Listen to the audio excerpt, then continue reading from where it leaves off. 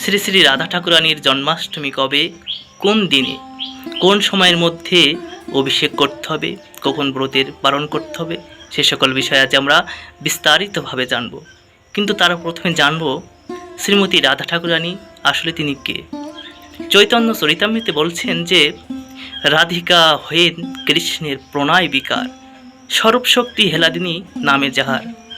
শ্রীমতী রাধা ঠাকুরানী হচ্ছেন শ্রীকৃষ্ণের হেলাদিনী নামক শক্তি, যে শক্তির দ্বারা তিনি নিজে আনন্দ পান এবং ভক্তদেরকেও আনন্দ দেন, বর্ধিত করেন। রাধিকা হয়েন কৃষ্ণের প্রণয় বিকার, সর্বশক্তি হেলাদিনী নামে যাহার। হেলাদিনী করাই কৃষ্ণী আনন্দাস্বাদন, হেলাদিনীর দ্বারা করে ভক্তের পোষণ।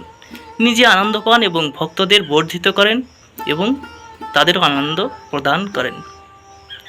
হেলাদিনীর সার প্রেম, প্রেম সার ভাব, ভাবের পরম কাষ্ঠা নাম মহাভাব।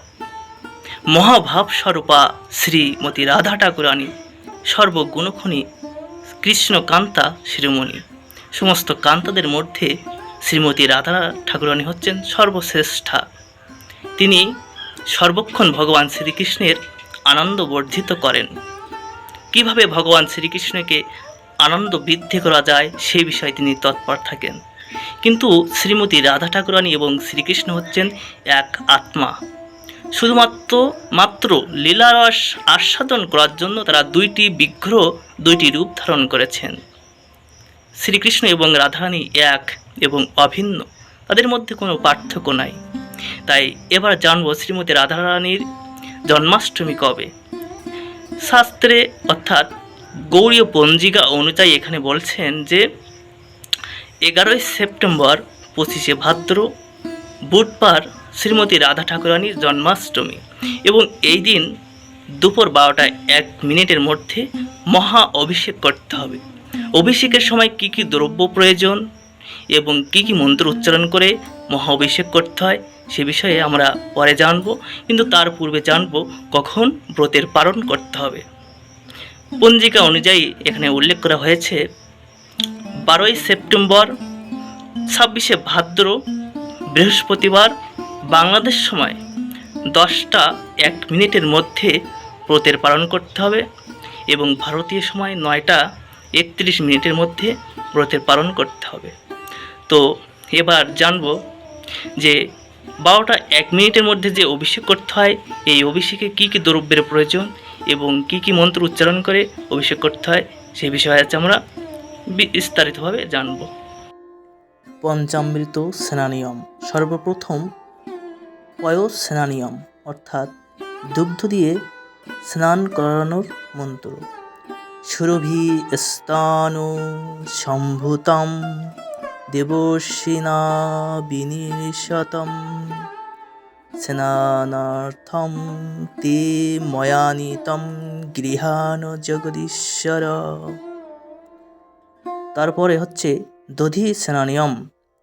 চন্দ্রমণ্ডল সংকাশম সর্বপ্রিয়ম দধি স্নানার্থম তে ময়ানিতম গৃহাণ জগদীশ্বর। তারপর ঘৃত স্নানিয়ম।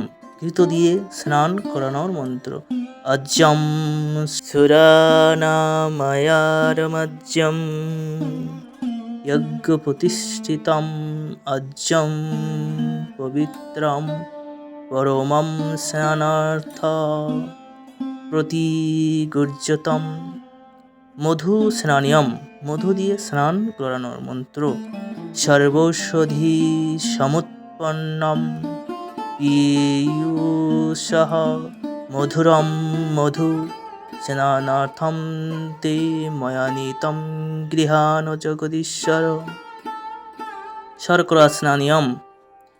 ইক্ষুদণ্ডম সমুৎপন্নম শর্করা মধু গব্যভিঃ স্নানার্থম তে ময়ানিতম গৃহাণু জগদীশ্বরঃ। পঞ্চামৃত স্নান একত্রে। সমস্ত দ্রব্য একত্রে করে শুদ্ধ করে যে মন্ত্র উচ্চারণ করতে হয়। পয়ো দধির্ঘৃতং চৈব মধু চ শর্করাযুতম পঞ্চামৃতম ময়া নীতম স্নানার্থম পরিগৃহ্যতাম। পঞ্চামৃত শোধন একত্রে শোধন করে, অর্থাৎ দুগ্ধ, দধি ঘৃত, মধু ও শর্করা একত্রে মিলাইয়া তুলসী পাত্রে কাম গায়ত্রী মন্ত্রে শোধন হইবে।